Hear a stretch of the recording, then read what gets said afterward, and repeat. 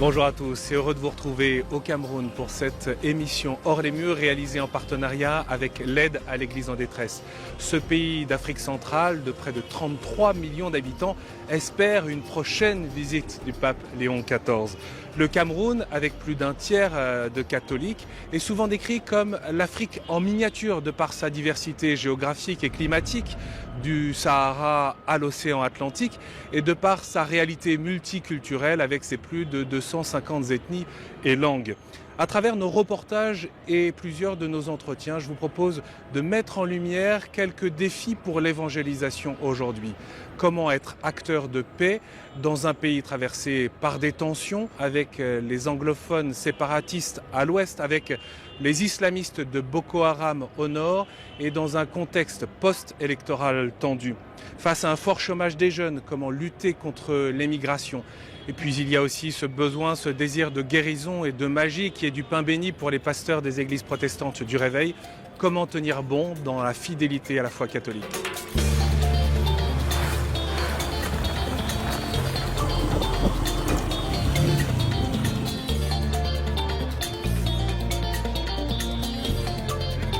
Notre périple commence à Yaoundé et plus précisément dans ce quartier populaire et multiculturel de Siméon où c'est jour de fête aujourd'hui pour la consécration de l'église Saint-Charles-Borromée, une église paroissiale agrandie pour accueillir tous les fidèles avec un souci particulier de l'unité.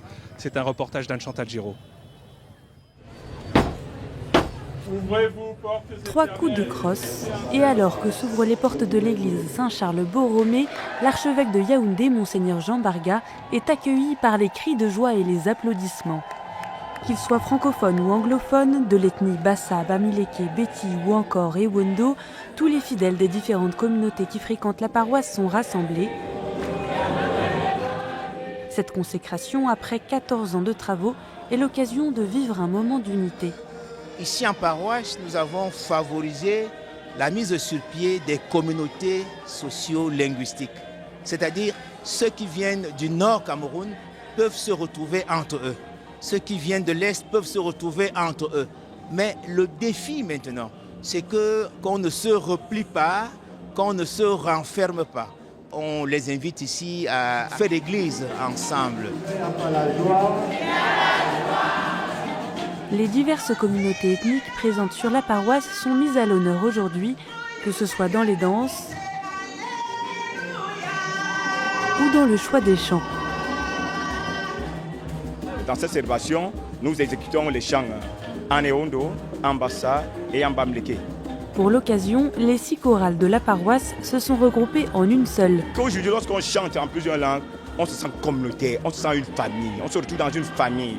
Ici, on ne veut pas qu'il y ait des divisions. Tout le monde doit faire un.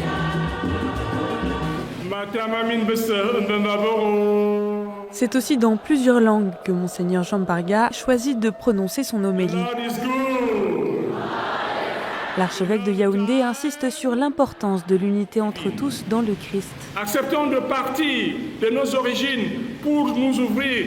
Ma parenté basique, ethnique, tribale devient une petite base grâce à laquelle je m'ouvre à la parenté de la grande famille des chrétiens dans ce quartier cosmopolite. Dans l'assemblée, le chef coutumier Sa Majesté Essomba Beti est présent aujourd'hui. Comme dans la paroisse, le quartier de Siméyong est multiculturel, une diversité qui ne gomme pas l'identité de chacun. Comme le veut la tradition, c'est l'un des rôles du chef coutumier de transmettre l'héritage culturel. C'est nous qui constituons les autochtones d'un Siméon. Pour ce descendant de Charles Atengana, le dernier grand chef de l'ethnie des Ewondo au Cameroun, la tradition a toujours une grande importance. Ce que nous portons, c'est la tenue traditionnelle en Beti. C'est la tradition qui nous commande pour affermir notre identité dans la culture. Une tradition qui n'empêche pas la cohabitation avec les différentes ethnies du quartier. Les ancêtres, eux, ne savaient pas, ils ne connaissaient pas ça. Ça, c'est la nouvelle génération dont nous sommes obligés de vivre ensemble avec ceux-là. Il y a des anglophones qui louent chez moi là. Il y a les Bamileke qui louent chez nous. Nous vivons en harmonie. La diversité se reflète aussi dans la cuisine camerounaise, au cœur de la vie sociale et culturelle. Depuis 6 heures ce matin, Félicité et ses amis ont préparé un repas de fête pour la paroisse. Là, c'est le poulet fumé. Au menu, une diversité de plats de la région du centre. Porc sauté aux légumes, poulet fumé, poisson macéré, frites de banane plantain ou encore du manioc. On fait les plats du centre parce qu'on est au centre. Si la base est souvent la même, les ingrédients utilisés et les méthodes de préparation reflètent les différentes pratiques culturelles. Dans le centre, on prépare le coq avec les arachides et les écrevisses. Les babimbi, par contre, préparent avec des arachides crus et ils mettent de la viande. Par contre, les anglophones, ils préparent le coq avec la peau de bœuf, qu'on appelle le héros. C'est autour du grand repas préparé par nos cuisinières que les différentes communautés de la paroisse Saint-Charles-Borromée se retrouvent à l'issue de la messe. Plusieurs jeunes ont rejoint la fête, comme Armelle. Pour elle, la paroisse est un lieu de rencontre, au-delà des clivages, renforcés en cette période post-électorale. Il y a beaucoup de tribalisme sur les réseaux sociaux parce que vous voyez, il y a les stéréotypes qu'on attribue souvent à certaines ethnies camerounaises. C'est peut-être que les Ewondo ont des minutes de folie, les Bamileke aiment trop l'argent. Surtout en période électorale, vous voyez, il y a les gens qui lancent des préjugés, que nous, on veut trop le pouvoir, des choses comme ça. Mais sur les réseaux sociaux, c'est trop violent et trop brut. Donc, on ne peut pas se fier à ça pour former une communauté solide. Siméon veut dire la terre des nations. C'est ce que veut incarner au cœur du quartier la paroisse Saint-Charles-Borromée.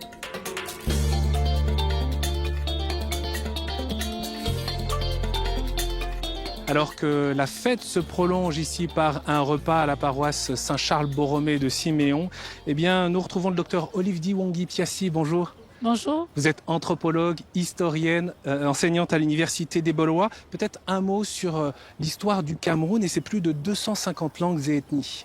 Ces peuples viennent d'horizons divers et ils se sont, au cours de leur trajectoire migratoire, ils sont arrivés et se sont plus au Cameroun.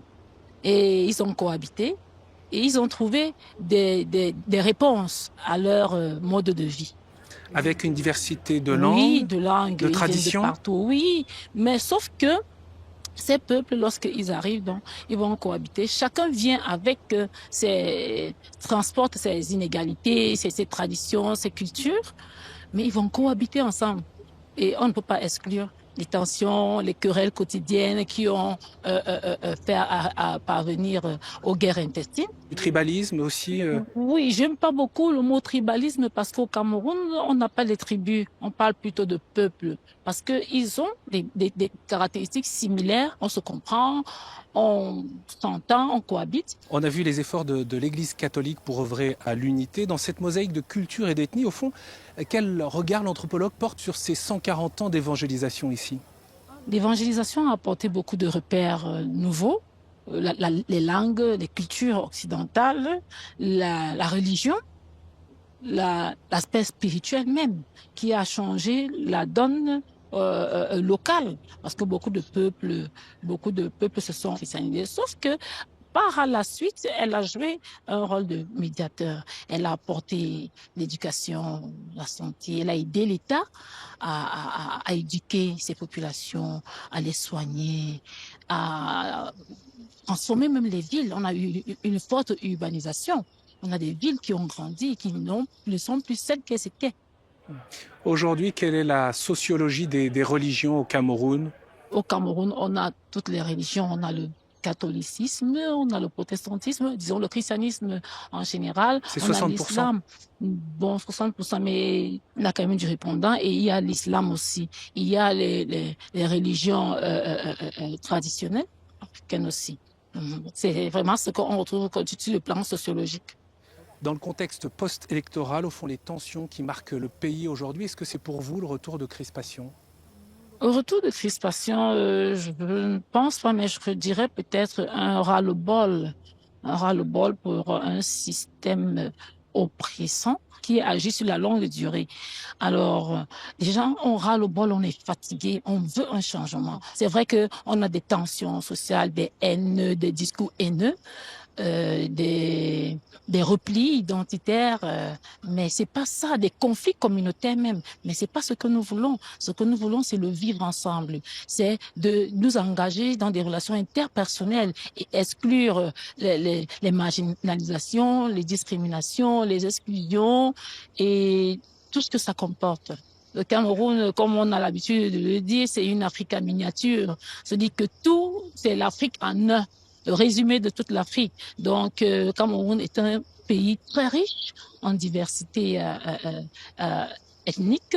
On a des diversités de cultures, de traditions aussi que nous partageons ensemble, que ce soit au niveau culinaire, que ce soit au niveau culturel, que ce soit au niveau vestimentaire. C'est une richesse incommensurable que les Camerounais partagent ensemble. Merci beaucoup, Dr Olive Diwongi-Piassié, d'avoir été avec nous. Je rappelle que vous êtes anthropologue et historienne ici à l'Université de Boloa.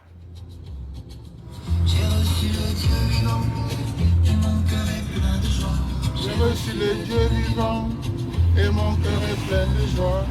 J'ai reçu le Dieu vivant et mon cœur est plein de joie. À Douala maintenant, le père Gustave Mohomier, le directeur de la radio-télévision Veritas catholique, nous accompagne à la paroisse Saint-Philippe, quartier bilingue à Bonabéry. 1 million de personnes ont fui les violences des régions anglophones du Nozo, au nord-ouest et au sud-ouest du Cameroun.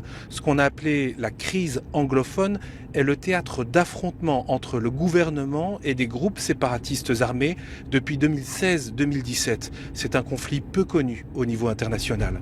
Au départ, la contestation s'est nourrie de la discrimination et de l'uniformisation culturelle et linguistique, mais aussi de la marginalisation politique ou encore de l'abandon économique. Le conflit a ciblé parfois des églises, il a fait au moins 8000 morts.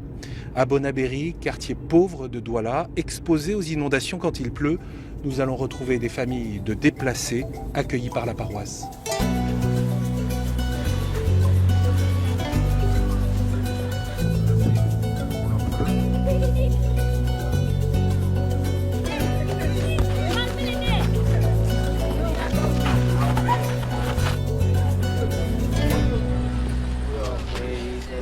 Cet après-midi, à la paroisse Saint-Philippe, quartier bilingue, plusieurs personnes sont rassemblées pour un temps de partage. Cette rencontre a pour but de voir comment nous avons fini l'année, comment nous avons commencé l'année, les difficultés que nous avons. Depuis le début de la crise anglophone, le père Innocent Kameni, curé de la paroisse, propose régulièrement un groupe de parole pour les 250 à 300 déplacés qui ont fui le Nozo et qui ont rejoint le quartier.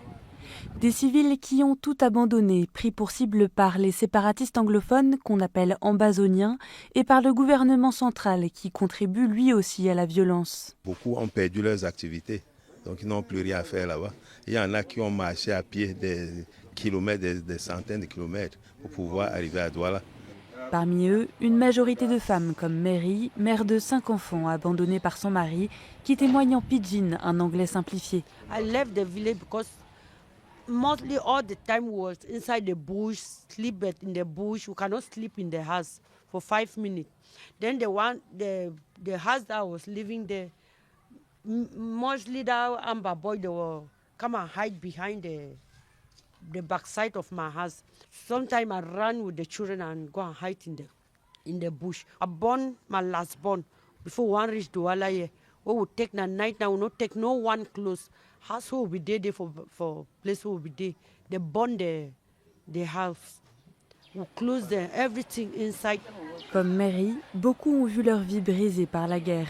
Maisons incendiées, viols, enlèvements, fusillades, les abus ont été commis de toutes parts. Godwin a lui-même perdu des membres de sa famille. Arrivé à Douala, la détresse a fait place à la désillusion. I'm here like a stranger, see? I just manage and pay the small house the one room that we live there. And as I'm talking like now, at the moment, the children have been driven from fees. So we are just stranded. Here you in Douala, you have to buy food. You have everything you buy. Buy water, you buy wood, you buy. At our village, we live free, but with this problem like this, you see, cannot. We are just struggling. James, dont la femme et les enfants sont morts, ne veut plus parler du passé. Me, I don't care what happened because I've tasted the pain. I've tested the pain. Alcohol has become our substitute of consoling us. James s'est indigné face au nouveau quotidien des déplacés, pris entre l'alcool, le vol, la drogue et la prostitution, dont sont victimes notamment les jeunes filles et les enfants déplacés, à la recherche de revenus pour survivre. What about our children? What about those who are prostituting here? They are paying them how much? $250. Face à la détresse de ces déplacés, la paroisse se mobilise pour les aider financièrement, qu'ils soient chrétiens ou non. Parfois, je lance les cris aux chrétiens de leur venir en aide. Et parfois, les chrétiens donnent quelque chose, quelques grains de riz, de savon. Et c'est même dans ce forum que j'ai pu avoir les 2 familles qui m'ont aidé à payer la scolarité de 42 enfants déplacés. Seigneur Jésus, nous te rendons grâce pour cette rencontre avec toi. Toi qui es le seul vrai protecteur. Nous voulons une fois de plus te remettre entre tes mains, tes serviteurs, les déplacés internes. Accompagne-les, Seigneur.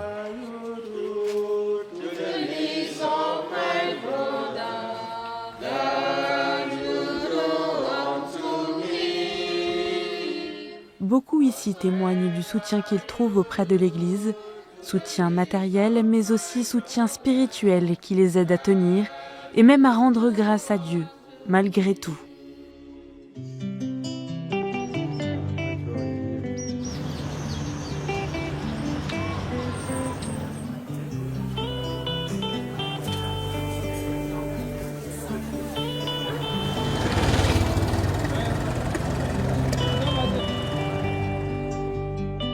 Nous retrouvons Monseigneur Andrew Fuania Kea, archevêque de Bamenda. Bonjour Monseigneur. Bonjour. Bamenda, c'est la 3e plus grande ville du Cameroun et vous êtes président de la conférence épiscopale nationale du Cameroun depuis 2022. Votre diocèse, on vient de l'entendre à travers les témoignages à l'instant, est dans le piège de la violence au cœur de la crise anglophone entre les séparatistes et l'armée. Quel est l'impact sur la vie quotidienne ? Nous sommes en train de traverser un moment très très difficile dans notre histoire. Pas seulement l'histoire de Bamenda, mais l'histoire de notre pays. Parce que à Bamenda, à Boya, dans la zone anglophone, on a vécu cette crise anglophone depuis 9 ans. Et ça a impacté beaucoup notre communauté. Parce qu'au début de la crise, les séparatistes ne voulaient pas les écoles. Donc pour 5 ans, les enfants n'ont pas allé à l'école. Et même maintenant, dans les périphéries, il y a toujours les enfants qui ne vont pas à l'école. Il y a beaucoup de déplacés. Les maisons étaient abandonnées depuis des années. Les maisons étaient brûlées et ils ont fui. Donc dans la ville de Bamenda, il y a beaucoup de déplacés. Jusqu'à maintenant, le lundi, on a ce qu'on appelle ici la ville morte. Personne ne sort pas de la maison, on ne va pas au travail, les enfants ne vont pas à l'école. On a peur de sortir de chez soi. On a peur de sortir parce que si tu sors, on peut tirer sur toi. Et comme ça, tout le monde reste dans la maison. C'est une situation un peu difficile et compliquée. Quel rôle pour l'Église ? Notre Église reste toujours à côté du peuple. Et vous constatez que dans notre zone, il y a plusieurs endroits où il n'y a pas les soldats ou les policiers, mais l'Église reste toujours avec le peuple. Toutes les paroisses sont ouvertes et il y a les prêtres là. Et comme ça, on peut donner cette espérance aux populations. On vous accueillit au petit matin pour réaliser cette interview, cet échange, pour vous retrouver parce que vous allez partir en visite dans un diocèse où d'ailleurs les routes sont peu sûres. Vous prenez des risques. Pourquoi ? Est-ce que ça vous arrive vous-même d'avoir peur ? C'est toujours le risque. Parce que tout le temps, on croise les séparatistes. Et ils vous posent les questions, parfois ils vous font descendre de la voiture. Mais on doit continuer à faire le travail de Dieu.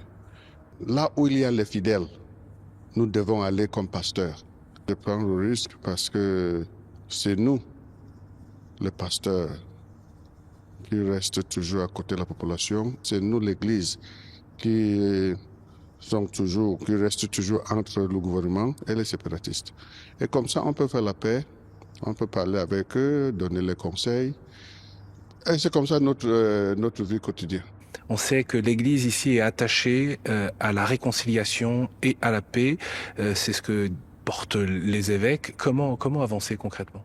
Personnellement, j'ai fait beaucoup de travail dans notre zone avec les séparatistes, faire la réconciliation entre la population, parce que les séparatistes vivent entre la population. Et c'est un peu difficile après tout ce qu'ils ont fait pour continuer à vivre parmi cette population. Et il y a aussi la difficulté de pardonner. Quelqu'un qui a tué ton père, quelqu'un qui a tué ta mère, quelqu'un qui a brûlé votre maison, et après dit que je te demande pardon. C'est vraiment évangélique et c'est seulement la grâce de Dieu qui peut aider cette personne de pardonner. Donc c'est un grand défi parmi nous. Monseigneur, le Cameroun est aussi sous tension au nord avec la présence du groupe islamiste Boko Haram, où des populations au nord l'extrême nord ont été persécutées, des chrétiens assassinés, surtout depuis 2023. Face à la violence, quel témoignage là encore pour les chrétiens ? Boko Haram pose un problème au Grand Nord, surtout à Maroua. L'Église, première chose que nous faisons là, c'est pour continuer à prier, donner cette espérance aux populations.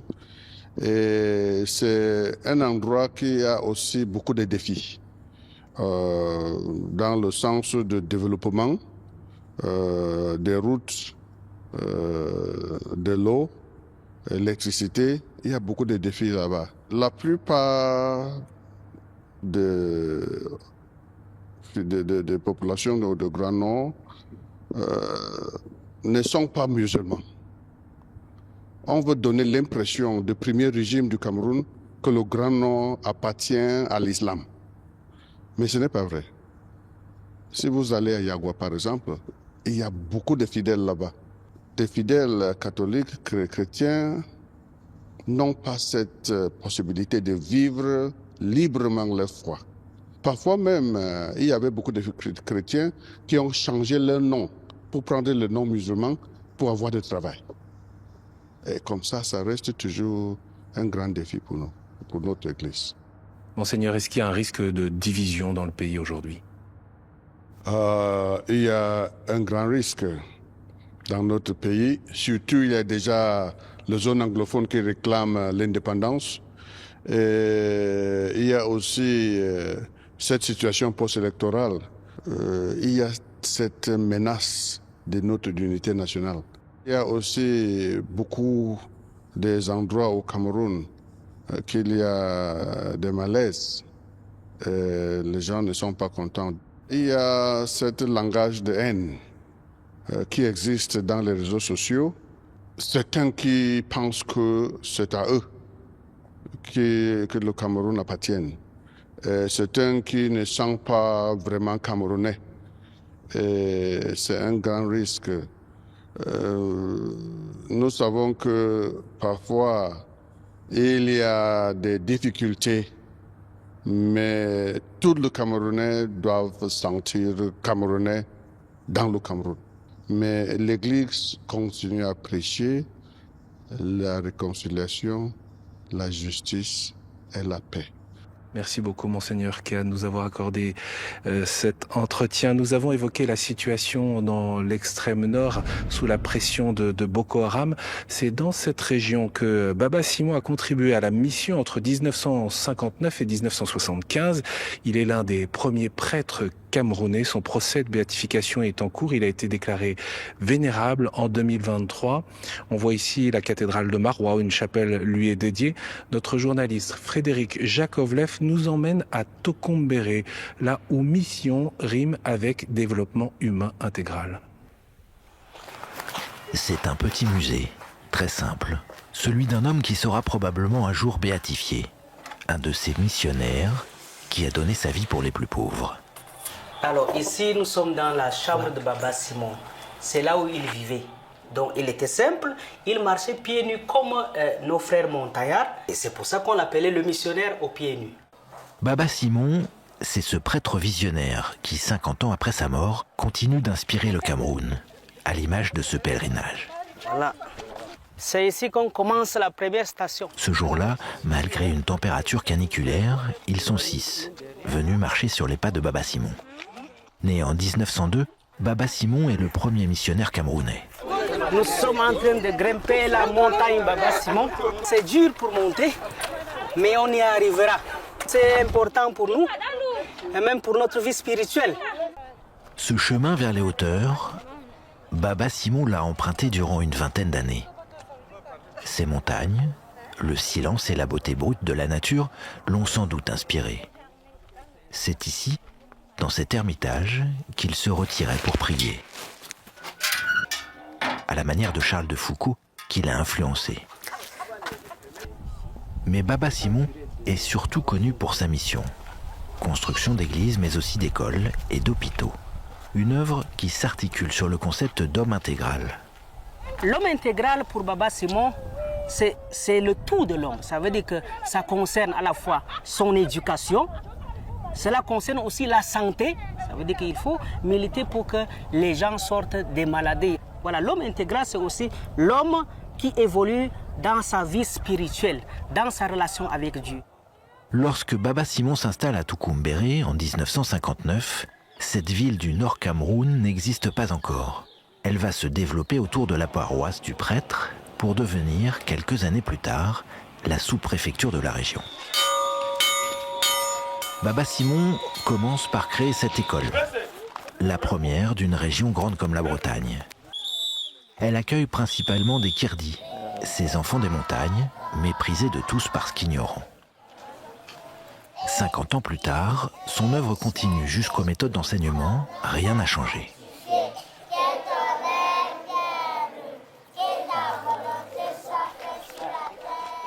Jacqueline a longtemps fréquenté cette école. Elle est née dans ces montagnes et elle considère que Baba Simon lui a sauvé la vie. C'est grâce à lui qu'elle a pu devenir aide-soignante. Elle l'a rencontré à l'occasion d'une visite du prêtre dans son village. Elle avait une dizaine d'années. Il demandait à ma mère, pourquoi tu n'envoies pas tes enfants à l'école? Il dit, mais elle n'a fait que des filles, alors les filles n'ont rien à faire à l'école. Il dit non, les filles aussi peuvent aller à l'école. Alors j'ai demandé à ma mère que je vais aller à l'école, elle a refusé. Il voulait que je reste au village, l'aider dans la cuisine. Et puis après, il va sans doute m'envoyer en mariage, même avant l'âge quoi. Ça m'a énervé et je me suis évadé dans la nuit, au petit matin, pour venir à l'internat de Baba Simon. À mes enfants, je leur dis, si aujourd'hui vous avez fait des études, c'est grâce à Baba Simon. Si lui ne venait pas dans mon village, je ne serais jamais venu à l'école. L'autre pilier de l'œuvre de Baba Simon, c'est la santé. Lorsqu'il s'installe à Tukumbéré, le prêtre participe à la création d'un petit dispensaire de brousse qui va devenir le seul hôpital de la région. Le docteur Jean-Pierre Adoukara est chirurgien dentiste. Il se considère comme le fils spirituel de Baba Simon. Il est aussi le directeur de l'hôpital. Jean-Pierre aurait pu faire une belle carrière dans une clinique privée de Yaoundé, mais il a choisi de s'occuper des plus pauvres, comme cette femme, arrivée ce matin-là avec son enfant dénutri. Ou ce bébé, accouché grand prématuré dans la nuit, qui n'aurait certainement pas pu vivre sans les soins prodigués à l'hôpital. C'est ça qui nous donne la joie de continuer. On sait qu'on a des difficultés, on sait qu'on a la joie d'aider et de continuer à aider les gens à s'en sortir un peu dans leur état, dans leur situation. Heureusement, sinon on ne serait plus là. La principale préoccupation du docteur Adoukara, c'est de trouver les fonds pour financer le budget de l'hôpital. Bonjour madame. Car ici, les patients sont si pauvres qu'ils n'ont pas les moyens de régler les frais médicaux. D'autant que depuis 2014 et l'occupation du Nord Cameroun par la secte terroriste Boko Haram, la région est classée zone rouge. Tout est à l'arrêt, il n'y a plus beaucoup d'activités. L'hôpital, autrefois, recevait même des patients qui venaient de l'extérieur, de la frontière, y compris du Nigeria, du Tchad. Aujourd'hui, la mobilité entre les deux frontières, c'est difficile. Et donc, du coup, de ce point de vue-là également, nous perdons des malades qui venaient, eux, par contre, eux, payés, parce qu'ils venaient de Nigeria. Aujourd'hui, nous n'avons plus tous ces malades. Au collège et au lycée Baba-Simon, le constat est le même. 10 ans de lutte contre Boko Haram ont encore précarisé la vie des populations, déjà parmi les plus pauvres du pays. Beaucoup ont des difficultés pour régler les frais de scolarité, seule ressource de l'école. Certains parents, ils ont tout perdu, leur bétail, leur maison, leur récolte. Les Boko Haram viennent piller et les tuer même. Et puis à cause aussi d'insuffisance de pluie. Et là, ils n'arrivent pas du tout à envoyer leurs enfants à l'école, même à en prendre en charge eux-mêmes. La famille, les nourrir, etc. Ils ont de la peine. Avant l'arrivée de Boko Haram, le Nord Cameroun était considéré comme la plus belle région du pays. La baisse d'intensité du conflit laisse espérer une reprise du tourisme, notamment religieux. Mais la situation reste fragile. Le marasme économique, l'absence de politique gouvernementale laisse la population avec un sentiment d'abandon. 50 ans après la mort de Baba-Simon, le Nord Cameroun reste une terre de mission.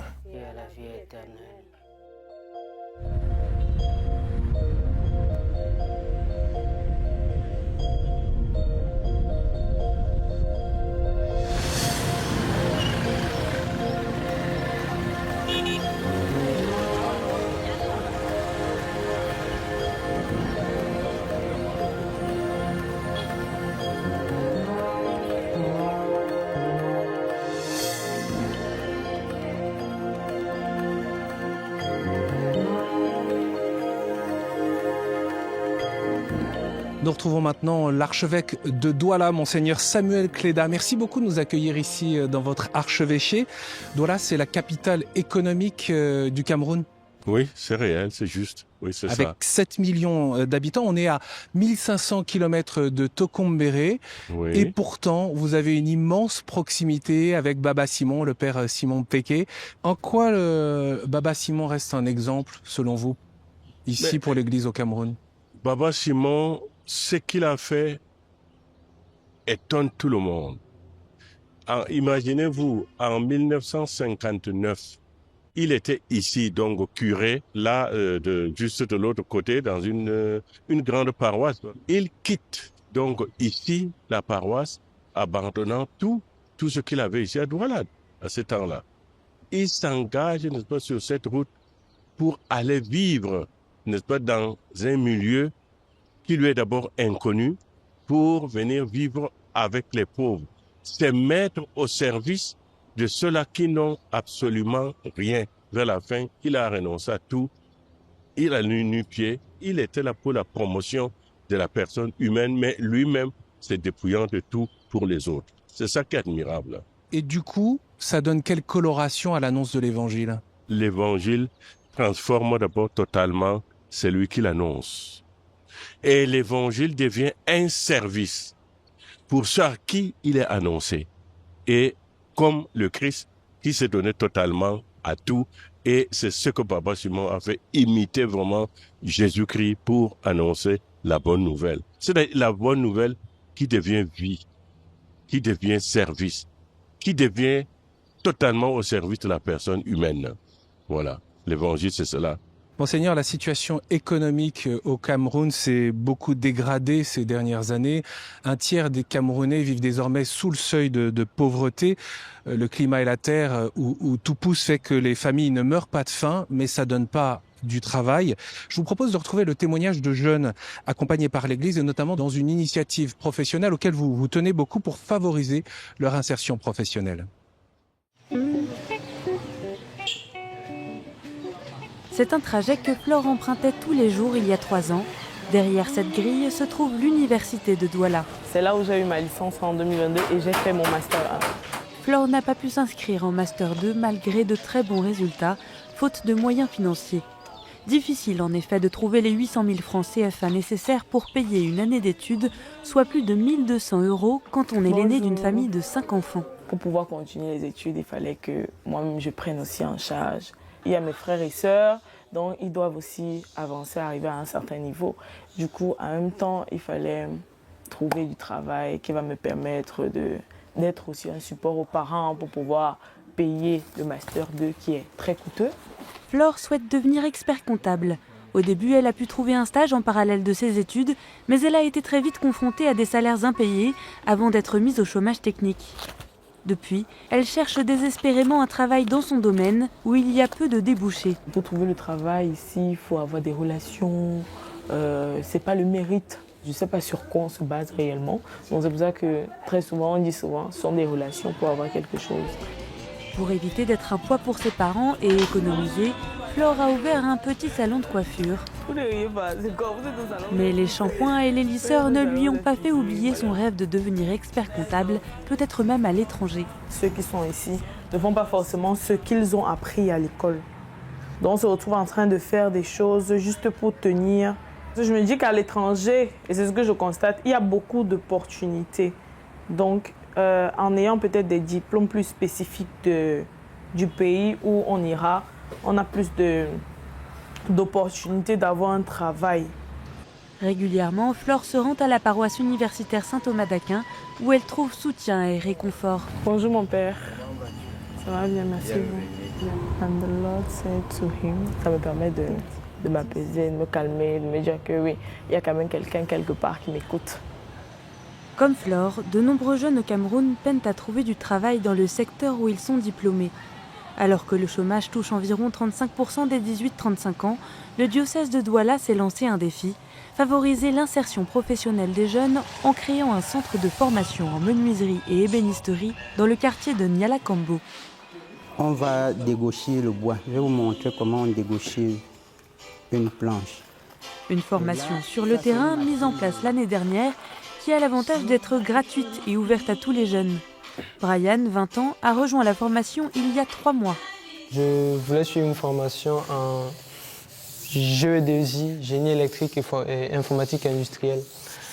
Mais faute de moyens, je n'ai pas pu terminer la formation. Donc, c'est comme ça que cette formation a été proposée et j'ai décidé de la suivre. Le parcours, prévu sur 3 ans, a été pensé par le père Girès Valère Nopieguier, diplômé en menuiserie et directeur du centre. Très souvent, on a affaire à des jeunes qui sont dans l'engrenage de la corruption, du détournement et des surfacturations. On veut montrer ici aux jeunes qu'on peut travailler d'une autre façon, dans une certaine vision chrétienne. Et c'est ça même le but de ce centre. Ne pas seulement donner un savoir-faire, mais surtout plus le savoir-être. Donc transformer la personne de l'intérieur. Spiritualité et travail. En plus de la formation pratique, les jeunes reçoivent des enseignements théoriques et spirituels. Le travail nous amène à ressembler à Dieu. Il faut travailler dans la vérité, dans la justice, dans l'humilité et dans le seul but de servir nos frères et sœurs. Pour Brian, cette formation intégrale est un plus. Ça permet de donner un sens un peu plus profond au travail de l'homme. Pas seulement de travailler pour travailler, mais de travailler dans le but de sauver son âme. Parce qu'en travaillant, nous participons nous aussi à l'œuvre de création de Dieu. Nous continuons l'œuvre de création de Dieu. Les étudiants participent à la finition et au montage. Brian a déjà plusieurs productions à son actif. Comme vous pouvez le voir, une salle à manger, 12 places, réalisée à partir du doucier, du bois qu'on appelle le doucier. Il y a une certaine fierté de voir que nous aussi nous pouvons apporter à notre façon à l'embellissement d'un meuble. Grâce à cette formation, Brian espère pouvoir un jour ouvrir sa propre menuiserie. Le centre a quant à lui le projet de s'agrandir pour accueillir plus largement et permettre à de plus en plus de jeunes d'accéder à l'emploi. Monseigneur Cléda, on voit ce reportage, ce témoignage des jeunes. Le chômage des 18-35 ans, c'est près de 39% selon les derniers chiffres de l'Organisation internationale pour les migrations des Nations Unies. Un taux qui bondit à 74% pour les jeunes diplômés. Qu'est-ce que cela signifie pour les jeunes et c'est quoi votre préoccupation comme archevêque ? Notre préoccupation, ce qui m'a d'abord beaucoup frappé, parce que les jeunes, ils sont chez eux, mais les jeunes qui quittent le pays. Donc les migrations. Les migrations, qui quittent le pays. Alors on se pose la question, pourquoi? Effectivement, les raisons sont là. Tous ceux qui ont étudié, qui arrivent même, n'est-ce pas, à un niveau, à la licence, au niveau Master 1, Master 2, même ceux qui sont inscrits en cycle de doctorat, mais ils finissent, il n'y a rien à faire. Ils sont là, il n'y a pas d'emploi. Alors, les causes sont diverses. Ceux qui ont étudié, quelquefois, à la fin de leurs études, ils ont le diplôme, Mais non, ils n'ont pas appris à travailler de leurs mains. Alors, de ce côté-là, ce qui a mis d'abord à mettre en cause, c'est le système d'éducation que nous avons. Heureusement, ces derniers temps, on essaie de revoir cela. Mais en dehors de ça, ces derniers temps, mais presque toutes les industries n'existent plus, sont fermées. Et quand les jeunes finissent, ils n'ont rien à faire. Alors justement, devant ces obstacles qui paraissent importants, qui sont difficiles, qui sont aussi structurels, on rappelait tout à l'heure l'engagement de l'Église pour le développement humain intégral. Qu'est-ce que peut l'Église alors justement? Mais ici, c'est que nous essayons de faire vraiment d'être avec ces jeunes-là. Nous avons quelques structures qui accompagnent les jeunes, qui les forment, l'expression peut-être n'est pas belle, mais qui les forment au petit métier. Ça veut dire que quelqu'un qui veut être, n'est-ce pas, technicien, malgré son niveau, peut-être en littérature, mais il se met au travail, et il peut devenir menuisier, il peut devenir maçon, mais technicien. Quelquefois, ça ne leur demande plus beaucoup d'études pour cela. L'Église est là pour les accompagner dans ce sens-là. Nous ne pouvons pas rester tranquilles de voir ces jeunes qui n'ont rien à faire. Qu'est-ce que vous avez envie de dire aux jeunes qui seraient tentés par l'émigration? Je dis, jeunes, ne quittez pas votre pays. Restons. Notre pays, le Cameroun, est très riche. Il suffit tout simplement que tous aient la bonne volonté de transformer notre pays. Et une fois que le Cameroun est transformé, nous avons tout. Nous avons tout. Alors, si nous quittons, mais la misère ne finira jamais. Il n'y aura plus rien pour faire quoi que ce soit ici dans notre pays. Et c'est très difficile. Quand nous comme pasteurs, nous voyons cela, ça nous fait beaucoup souffrir. Dans une ville comme Douala, où il y a tant de monde, mais chacun doit lutter. Mais cependant, ce qui nous sauve un peu, je dirais ici au Cameroun, c'est qu'on a mangé. Sinon, on ne tiendrait pas le coup. Les gens ont à manger et les gens acceptent encore leur situation. Mais il est important qu'on fasse quelque chose pour renverser la vapeur, pour changer les choses, pour orienter, n'est-ce pas, les choses d'une autre manière. Je ne suis pas un prophète de malheur, loin de là. Mais il faudrait quand même donner quelque chose qui pousse les jeunes à espérer. C'est surtout ça. Le Cameroun attend le pape Léon XIV. Vous souhaitiez cette rencontre du pape avec les jeunes ici à Douala. Pourquoi? Qu'est-ce que vous en attendez? Non, mais justement, pour leur donner une parole d'espérance, pour dire que tout est possible, qu'ils s'attachent à Jésus-Christ, qu'ils fondent leur foi en Jésus-Christ. À partir de là, ils peuvent transformer leur société. Que le pape leur donne cette parole d'espérance-là. L'évangile, la bonne nouvelle. C'est surtout ça, que le pape leur dise qu'il est avec eux, qu'il leur annonce, qu'il leur est venu leur annoncer Jésus-Christ. Jésus-Christ qui ressuscite. Jésus-Christ qui fait vivre. C'est cela que nous attendons du pape. Merci beaucoup, Monseigneur Cléda, de nous avoir accueillis ici. Merci bien.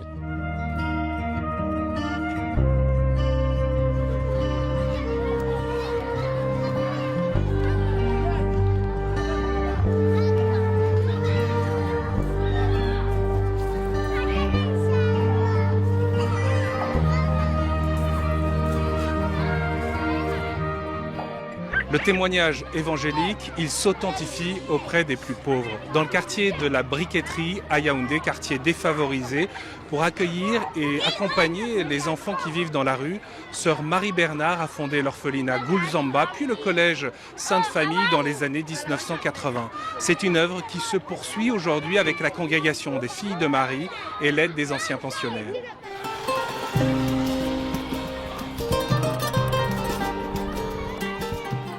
Je m'appelle Antoinette, je suis la responsable de l'orphelinat Goulzamba. L'orphelinat existe depuis presque 43 ans. Tout école primaire plus collège, on est à 650 élèves. L'orphelinat, nous sommes à 46, de 3 ans à 17 ans.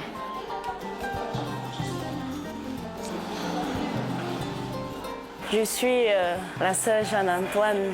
J'ai 15 ans de vie religieuse. En plus d'être principale au collège Sainte-Famille, je suis aussi enseignante de mathématiques. Si c'est le côté des filles. Notre charisme, c'est au service du pauvre et du petit. Comme qualité ici, il faut d'abord être une âme de prière. Après, il faut avoir des qualités humaines. Il faut être douce, aimer les enfants. Elles se cressent entre elles. Tous ces enfants nous viennent des affaires sociales.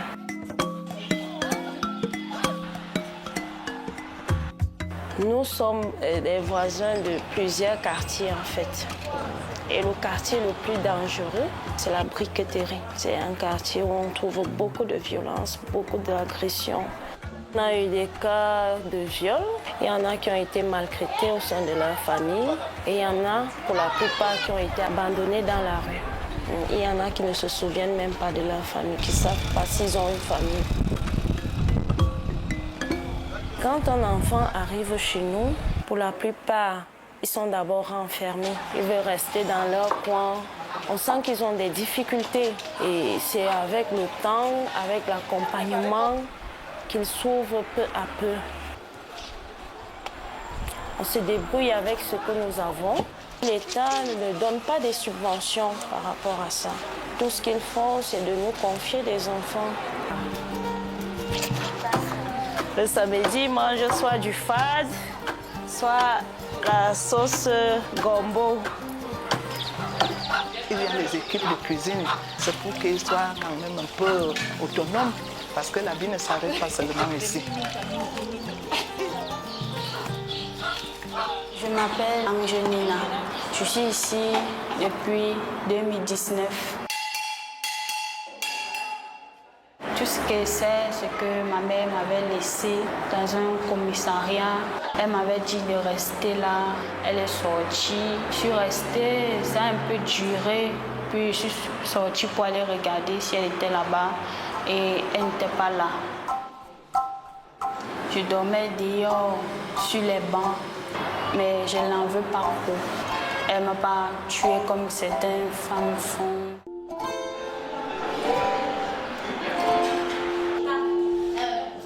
C'est dans là qu'ils m'ont amené chez les affaires sociales. Ils m'ont dit, là où on t'amène, il y a les sœurs. Les sœurs sont gentilles et on nous entretient bien à l'école. La première option que j'ai, c'est être une footballeuse. Et si ça ne marche pas trop, je vais partir à la police. Je prie soin Dieu que puisse voir un jour ma mère. Peu importe ce qu'elle a fait dans la vie, et même si elle m'a abandonnée, elle restera toujours ma mère. Je prie beaucoup Dieu que je réussisse aussi dans la vie pour aussi aider ceux qui sont comme moi.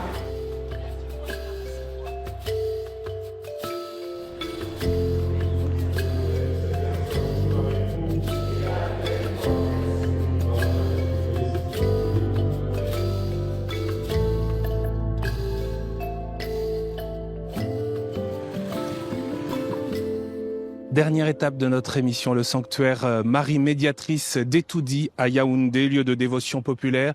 Et nous y retrouvons le père Éloi Placide Gandhi, le curé et recteur de ce sanctuaire. Merci beaucoup de nous accueillir ici. Merci de venir à nous. Je signale aussi que vous êtes l'un des exorcistes diocésains.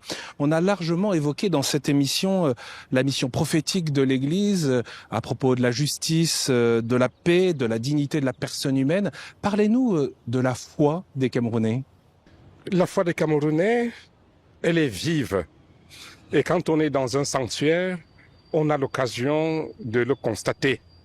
Quand on voit le nombre de personnes qui viennent et avec la régularité, nous pouvons conclure qu'il y a un véritable attachement au Christ. C'est une foi vive. On dit, Père, qu'il est difficile de se séparer de ces croyances traditionnelles avec le désir de guérison, les pratiques de magie. C'est du pain béni pour les pasteurs des églises du Réveil, qui sont protestantes, évangéliques, pentecôtistes. Ça peut paraître curieux, mais il y en a qui n'ont pas d'autre culture religieuse que la culture chrétienne catholique. Régulièrement, nous recevons des gens qui se refusent justement à toute autre croyance, à tout autre attachement qu'au Christ. Le prêtre reste pour eux une figure de proue, une figure de stabilisation sociale, en plus évidemment de garantir une sécurité spirituelle. Et alors ce rapport aux cultures traditionnelles? Les tentations surviennent avec la maladie, avec la pauvreté. On a besoin de résoudre des problèmes concrets et quand on n'y arrive pas, on cherche donc des forces supérieures. Et souvent, le Dieu de Jésus-Christ apparaît à ce moment-là comme étant lent à agir. On cherche celui qui peut apporter une solution beaucoup plus rapide, l'immédiateté. Alors, cette magie peut être d'ici, c'est-à-dire les spiritualités propres aux cultures camerounaises. Cette magie peut être, je peux dire, chrétienne aussi, parce que nous avons des églises de réveil qui proposent un Dieu à la solde de l'homme, à qui on va donner des ordres et qui va réagir tout de suite. Ou pas. Alors, généralement, quand il ne réagit pas tout de suite, nous avons le retour. Des gens qui disent, je suis allé dans telle église parce que j'avais tel problème, ils m'ont dit qu'il va être résolu. En 2 semaines, ça n'a pas été résolu. Je suis allé à une autre, je suis allé voir tel magicien, tel praticien, ça n'a pas marché et je rentre à la maison. Et alors, qu'est-ce que dit le prêtre que vous êtes? Le prêtre que je suis invite les gens, les chrétiens, à la fidélité, à avoir réellement confiance en Dieu et à ne croire qu'en lui. Parce que, en s'asseyant sur 2 chaises, on risque l'écartèlement. Comment tenir bon dans la fidélité à la foi catholique? Tout simplement en choisissant d'être un peu courageux, parce que la vie est un peu difficile, et ce sont ces difficultés de la vie qui parfois font qu'on cherche Dieu partout. Pour tenir bon, il faut être courageux, c'est-à-dire assumer notre fragilité pour affronter le quotidien. D'autre part, être vraiment confiant en ce Christ-là qui sauve, qui libère, qui est avec nous au quotidien de notre vie, et enfin, le choisir et de manière exclusive. Merci Père de nous avoir accueillis ici au sanctuaire Marie Médiatrice de Yaoundé. Nous arrivons au terme de cette émission. Il y a un adage populaire qui dit si on t'explique le Cameroun et que tu as compris, alors c'est qu'on t'a mal expliqué. Pourtant, tous ceux qui nous ont accompagnés, nous ont accueillis, se sont donné du mal pour nous donner à voir et à comprendre quelques-uns des défis de l'évangélisation et l'enjeu du développement humain intégral au Cameroun, qui espère, vous l'avez compris, la visite du pape Léon XIV. Et on remercie tous ceux qui nous ont accompagnés, accueillis.